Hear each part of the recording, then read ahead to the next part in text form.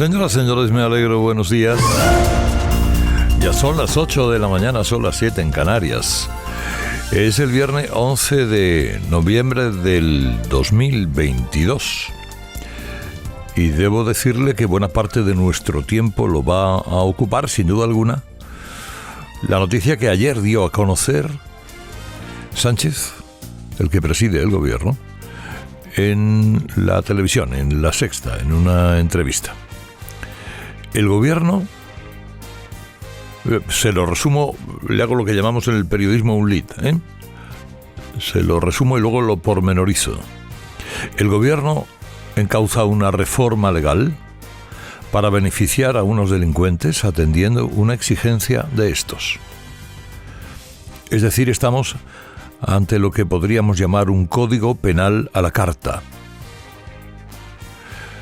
que busca la habilitación de Oriol Junqueras, la vuelta de los fugados, la barra libre, para cuando en el futuro vuelvan a repetir la intentora golpista del año 2017 y la humillación del Tribunal Supremo, que es una suerte de la humillación del Estado de Derecho. Herrera, ¿y no le parece que son palabras mayores todo eso? ¿No exagera usted un poco? ¿Usted cree que no son palabras mayores? Reformar el Código Penal porque te lo piden unos delincuentes que te mantienen a ti en el poder y tú accedes a ello. Luego, además, intentando, como intenta la ministra de Propaganda, la portavoz del gobierno, Isabel Rodríguez, la sonrisa del régimen, sugerir que los medios de comunicación deberíamos tener un apartado, un cuarto de hora, un aló presidente, en el que el gobierno directamente dé las noticias él, como él quiera. Menuda ocurrencia de esta política a la que califiqué una vez la nada con sifón, pero ciertamente de qué manera me equivoqué. Es que no lleva ni sifón. Es solo la nada. Pero vayamos a lo importante del día de ayer. La verdad que nunca tuvimos dudas de que habría reforma del delito de sedición, y aquí la tenemos. No se reforma el delito de sedición, es muy importante lo que le digo. No se reforma el delito de sedición, se elimina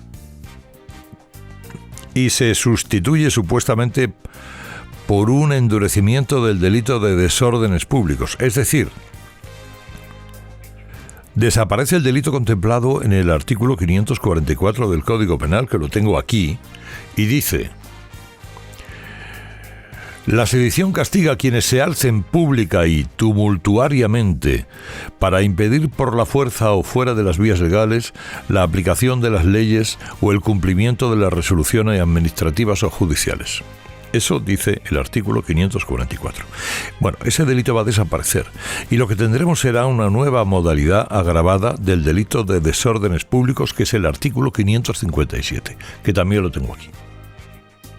Y que dice: se aplica a quienes actuando en grupo o amparados en él alteraren la paz pública, ejecutando actos de violencia sobre las personas, sobre las cosas, o amenazando a otros con llevarlos a cabo. O sea, una despedida de soltero, con borrachera gorda, ¿eh? y un nabo muy grande aquí en la frente. Bueno, es lo mismo alzarse contra el cumplimiento de la ley que provocar alteraciones de orden público. No, yo no soy jurista, pero diría que no. Evidentemente, alterar la paz social supone incumplir la ley. Pero declarar la independencia de una comunidad autónoma violando la Constitución parece algo bastante más grave que convocar una manifestación, por violenta que sea. Incumplir deliberadamente sentencias judiciales, a mí me parece algo mucho más grave que un mero desorden público. De hecho, En esos otros países con los que Sánchez dice que nos debemos comparar, este tipo de conductas no se define como desórdenes públicos, sino con otro tipo de términos mucho menos inequívocos, como son conspiración sediciosa, alta traición, ataques a los intereses de la nación o ataques contra la integridad e independencia del Estado.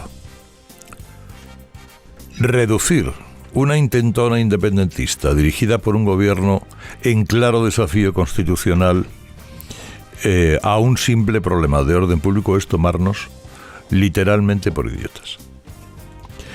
En cualquier caso, es un debate para juristas que el gobierno quiere evitar sorteando los informes del Poder Judicial del Consejo de Estado. Para ello, no será el gobierno quien presente la propuesta que obligaría a pedir esos informes, sino grupos parlamentarios, el del PSOE y Unidas Podemos, que es la fórmula de iniciativa parlamentaria que el gobierno aplica a sus trapacerías más desvergonzadas para ahorrarse que le enmienden la plana los órganos consultivos. Es lo mismo que hizo con aquella propuesta de modificación de las mayorías para la elección de vocales del Poder Judicial. Era un abuso tan grande, tan escandaloso, que encargó al grupo parlamentario que le hiciera el trabajo sucio. Y ahora actúan exactamente igual. Exactamente igual.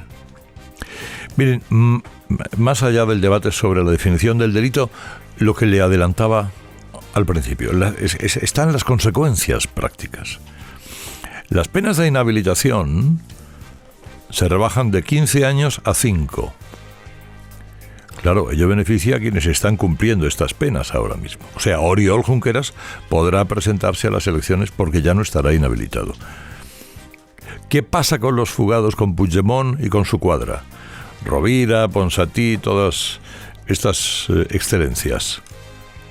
Pues si vinieran a España se enfrentarían a penas mucho más cortas, incluso podrían beneficiarse de una reducción de plazo para prescripción del delito.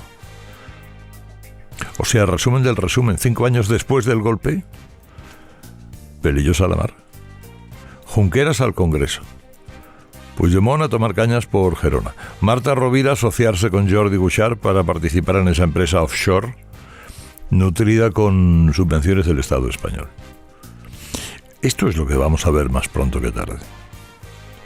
O sea, los fugados podrán volver a España en plena impunidad, los condenados, que ya fueron indultados de la malversación, recuperar todos sus derechos. Y con todo, lo más grave de esta reforma son las causas y las consecuencias políticas. Causas porque es una reforma ad hoc.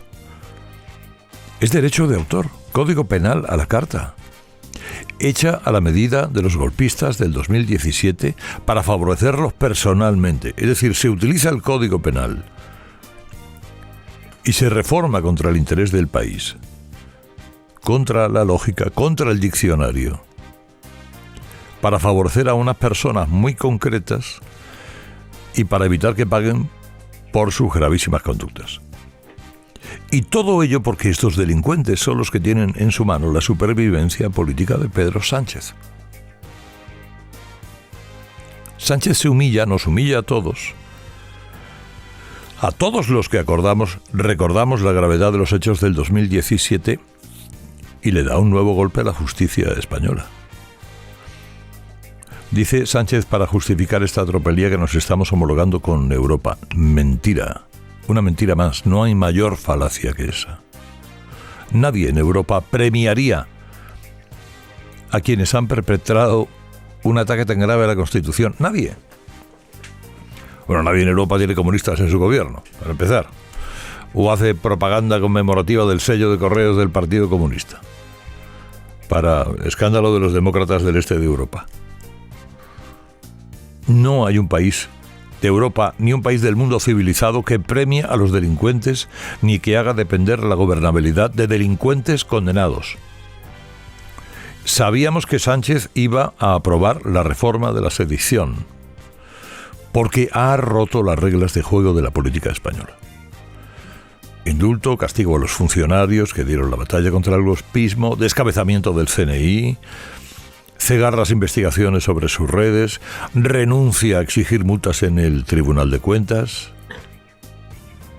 Bueno, pues mucha suerte a Paje, a Lambán, a Vara y a los socialistas de todos los pueblos que van a tener que explicar hoy a sus votantes el premio que este tío le ha dado a los delincuentes. Y felicidades a Feijóo, que en el último minuto evitó tirarse al vacío con ese acuerdo sobre el Poder Judicial. De haber seguido adelante, de haber firmado el acuerdo, hoy Feijóo sería un cadáver político sin recuperación posible. Y a todos los funcionarios que aquellos días se partieron la cara por defender la Constitución y la ley, mi reconocimiento. Deben saber que tenían y siguen teniendo la admiración de la mayoría de la sociedad española. No por anunciado deja de ser gravísimo lo que va a pasar hoy.